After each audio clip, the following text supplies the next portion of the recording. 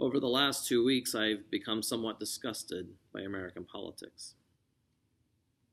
Now, don't get me wrong, I still believe that we have the awesome privilege of living in the greatest nation on earth. But our politics are in desperate need of renewal. This past week, one of our national candidates has said that I'm the only one who can fix this nation. Not we, but I.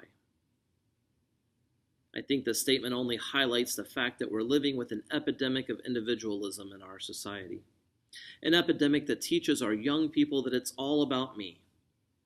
An epidemic that causes us to ask the question, what will I get out of it? It seems that the days when we place the needs and concerns of our neighbor over our own seem so far away. That's not the way it ought to be. In our gospel lesson for this Sunday in Luke chapter 12, verses 13 to 21, we read the parable of the rich fool. We don't refer to him as a fool because he is rich or because he had abundant crops or even because he tore down his barns to build larger ones for those crops.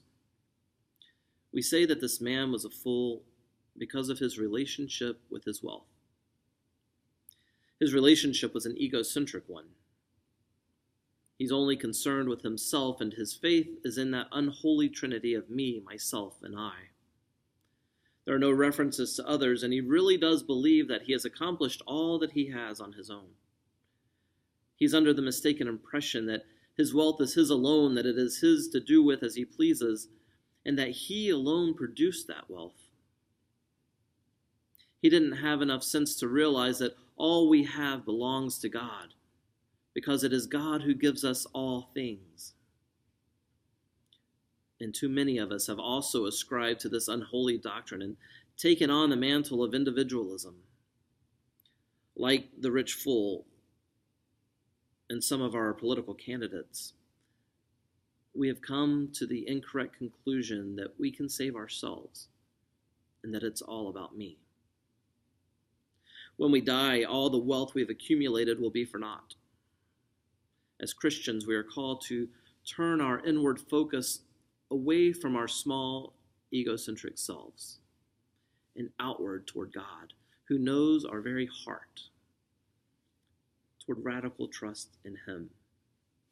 True Christian charity begins in the heart, and we will be known for how we live that charity in the world. Death is our great equalizer.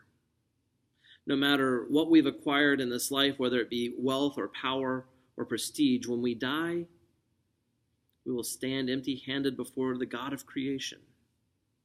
And on that day, we will only have our actions to account for. And we will be judged on how we loved God and how we loved our neighbors as ourselves.